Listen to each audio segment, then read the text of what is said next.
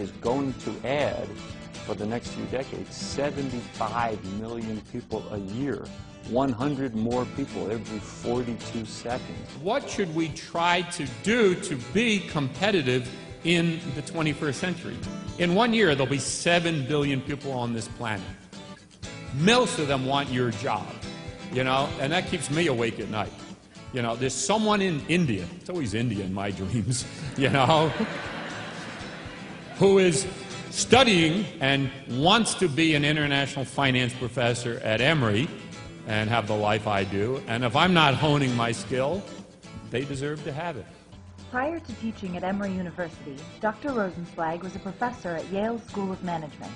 He attended Yale for both his bachelor's and master's degrees in economics, quoted in the national business press, including Forbes, Fortune, and Businessweek.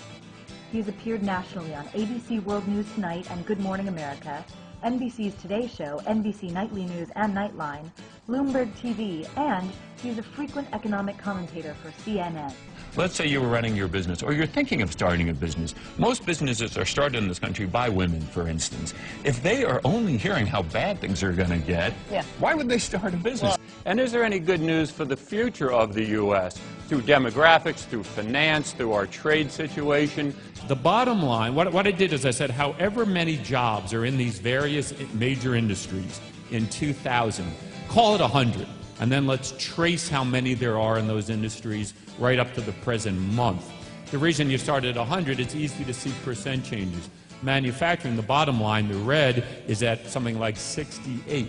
In other words, we only have 68% as many jobs. We've lost 32% of the total jobs in manufacturing in a decade when the country's population rose 26 million people. The agenda is mostly to talk about the job market, not in and of itself in a very micro sense. You know more about that than I do, but how the global economy impacts the U.S. economy. How does that affect the job market going forward? Can we remain, if not the superpower, at least a leading superpower? Is it a good time for the U.S.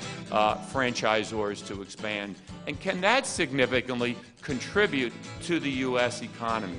70 million people a year over the next 20 years, 97% of them out in the emerging markets. But this is why I'm bullish about commodities and stocks that can participate, companies that can participate in global growth. The world's fastest growing economies are also the most populous. So think how that is changing consumer markets and the face of business when you have billions of people literally entering a lower middle class and then hopefully ultimately a middle class because the most populous nations, and this isn't just a one-year thing. In the case of China, this has been going on for 30 years. India for 20 years. Rapid economic growth. These are the emerging markets, as we call them in finance.